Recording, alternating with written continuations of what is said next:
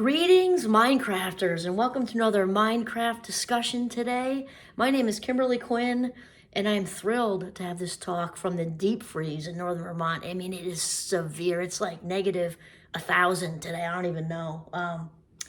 But I have to tell you, I love winter. And I love when it's this cold, though, because it's so sparkly. It's just sparkly everywhere. I mean, you can't really stand out there and look at it for long, but it's just really very beautiful.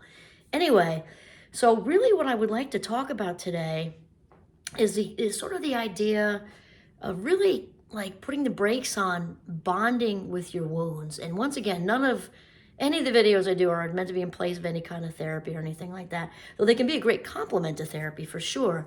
But I think this is such a good conversation to have because it's very common and very easy to sort of want to continue to identify with that old story because I think it validates us. It feels like it feels like it's empowering, even though it's actually the opposite.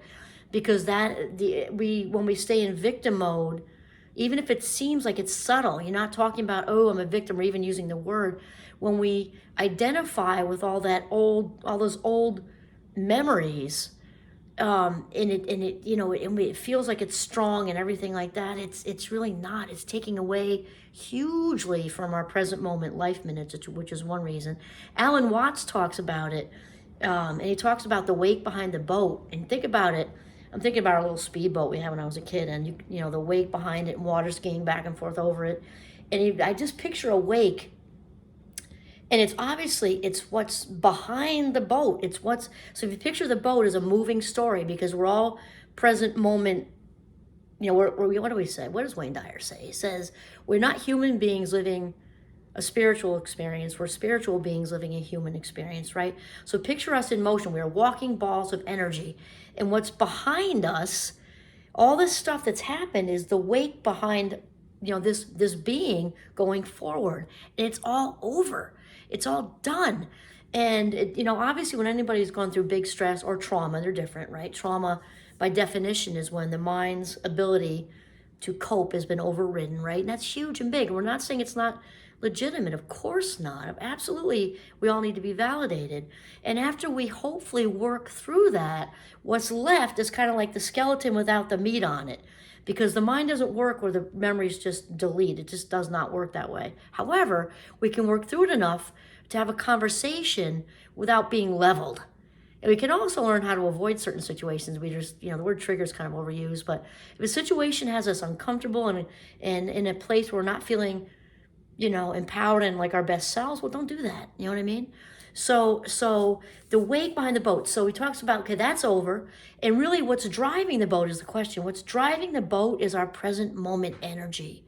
Our present moment energy. So in order to, actually I had one more. I love these one-liners. Wayne Dyer also says, we don't die from a snake bite. Truth right there, right? It's not the bite. The snake bites once, as far as I know. I'm not exactly a snake expert, but I think the snake bites once, and it's the venom running through us that makes us physically sick and die, right? So when we hang on to all those old stories, even though they're legit, we hang on to them and relive them, the venom just runs through us. And the thing is, neurologically speaking, because Mindcraft is definitely based on neuroscience. Some people say that, but then it's not really so much so, you know what I mean? But in reality, my doctorate's in cog psych, and I could talk about neurons all day long and not have one bored second. So I will tell you that the brain is wonderfully plastic, not meaning like Fisher-Price plastic, but it means it's malleable and flexible, and it wants to heal. It wants to heal itself. And we, as the captain of our ship, have to guide the neurons to get them to do what we want to do. Kind of like a parent with a 2-year-old. We've talked about this. And so what we want to do is really work, instead of continuing to allow these old memories, because remember, when we allow old memories, and allow is the word, right? When we allow old memories to the surface, they're also dragging along old emotion. And like a barnacle on your butt, right? It just comes right along with it. And so we end up feeling as like we did whenever it is happened. It might not be with the same intensity, but if it's shame, that feeling of being flawed and defective, not enough, like Swiss cheese.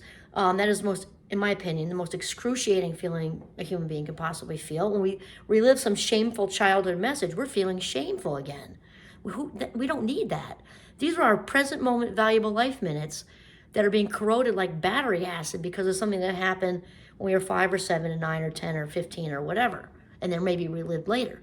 And so what we want to do is really be conscious of that. Realize we're the gatekeeper of our own thoughts. And once we realize that each and every thought we allow expands, we get far more selective about the ones we allow to hang around.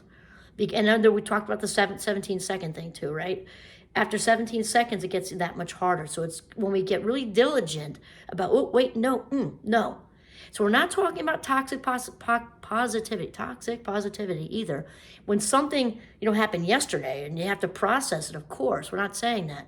It's just what we want to do is process, validate, to feel is to heal, then shift out of that stuff. And especially if it's from childhood, that's a long time ago, okay? Long time ago. And we don't want to sacrifice our precious, most valuable life minutes now. And and my dear friend Oprah, I love her so much. We're very good friends. She just doesn't know, but one day I'm going to meet her. She has often talked about turning wounds into wisdom, and that is the ticket, because then we are empowered. Victims are powerless, right?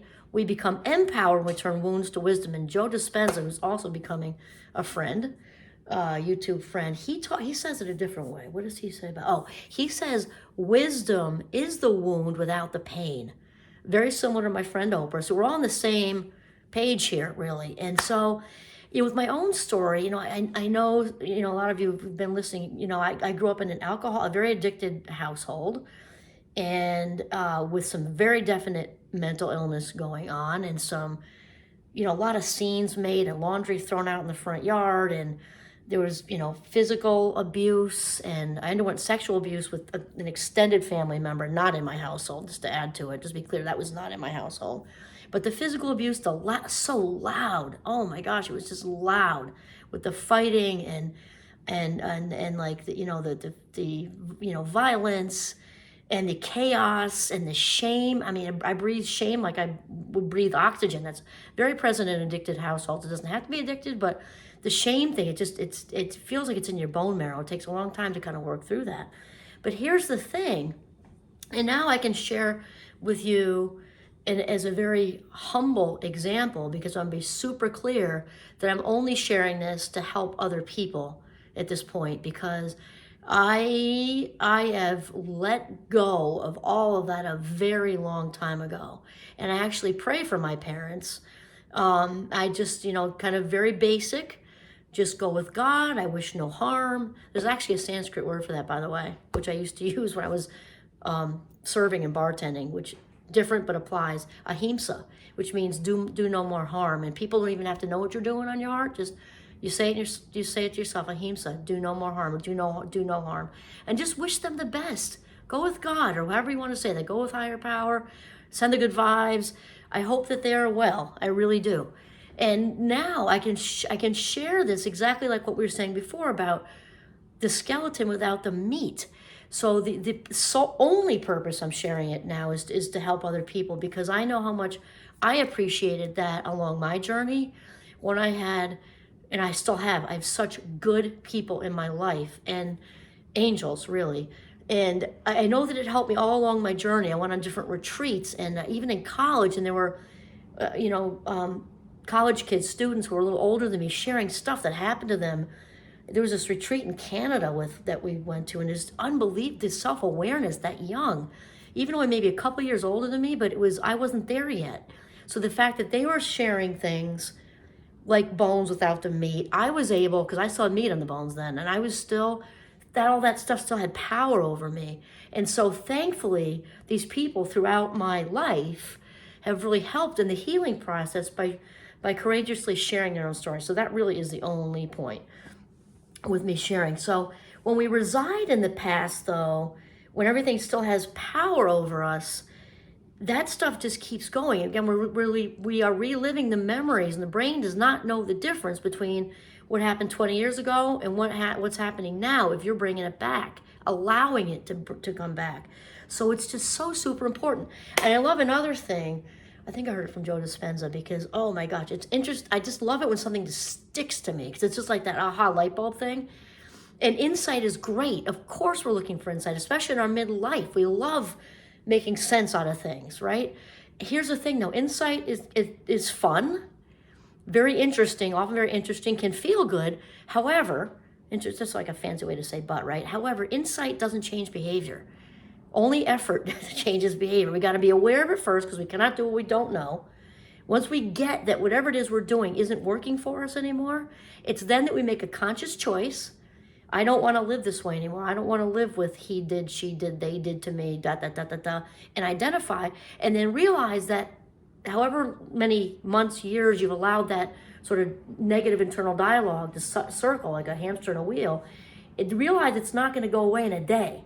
And just be, try to be compassionate, loving with yourself, and super, super, super patient. Because all you need to know is that healing will come. You've planted the seed, right? So just like a farmer plants the seed, all that positivity, that healing energy, that healing seed, the farmer doesn't plant the corn and then like 3 weeks in, lift up all the dirt and make sure that it's sprouting. You know what I mean? You plant the seed and know that you're gonna nurture it. Let's pretend like really dark, rich soil, rain and sunshine, the emotional equivalent of that. You're gonna just trust that that seed is growing. You planted a healing seed, it's doing its thing, okay? While you're taking action. So that might be, do the treatment thing. And also surround yourself with very good people. That's important in life in general because we become who we're surrounded by, right? And also the biggie here for the action item is the meditating piece. And I'm a mindfulness fan because sitting still is not really my thing. You can be mindful and sit still. We do it every day, and I teach classes. I'm standing, but they're sitting. But mindfulness obviously goes with us. It's just about being present in the moment. But here we're talking about if you want to do it in a structured way. Let's just stay there for a second. It's even if it's 1 minute, if it's just 1 minute with absolutely no technology on, no music unless it's wordless, because the brain will continue to process. It's kind of like if you're trying to meditate staring at a stop sign and somebody says, don't read it. You can't not read the stop sign, right? So when you're playing music with words, the brain can't not make sense of the words, which means you're taking a big wedge out of the circle of your attention to go to that. So if you have music, have it be meditation music that's just music flat out, okay? That's it. And then we can separate from our environment. Now stay with me. You might think, oh, she's getting all, touchy-feely. No, I'm not, because I'm all about the brain and the stimulation. So when we can separate from our environment, meaning the walls, the roof, the ceiling, and all the roles we have, wife, mom, professor, somebody standing in the kitchen, we just separate from all of that just for that minute. And if you can work yourself up to more, when you work yourself up to more, it's even better. But when we can actually detach from all that known stuff, everything, okay, and step out of those past memories just for a moment, the brain will slowly adapt and adjust because it's plastic, and it will go in a place of really genuine awareness of the real self, who you are, separate from all that. The more you do it, the more we practice anything, the better we get at it, right? No matter what it is, skiing, cooking, whatever, bungee jumping, we get better at it. So if we practice being mindful, being present, we get better at it. And then, the gratitude thing is huge. Practicing an actual written journal, okay? Every single day, I'm grateful for, I'm grateful for, I'm grateful for. Write that 3 times, just one sentence. I'm grateful for Giovanni, the golden retriever. I'm grateful for my cup of hot tea. I'm grateful for my divine health. Less than 15 seconds. Let's say less than a minute, just to be safe. Somebody's a little bit, takes you a while, okay? And that will rewire the brain very quickly. In fact, the average amount of days for a habit to shift and stick is 21 days. So being present in the moment, even if you can only do it for a minute a day, is a start. And the gratitude journal, because you want to step out of those old memories, step into a place of being enough. And what we have, Melody Beatty says that, gratitude turns what we have into being enough. And this is the minute you commit to a gratitude practice, your healing has begun. So there you go. Stop bonding with your wounds, be in the now, and be grateful. And your healing is off and running. This is Kimberly Quinn signing off from, I feel like I want to sing the Frozen song, but maybe that wouldn't be good. I couldn't hit a note with a 2x4. So anyway, have a mindful, warm day.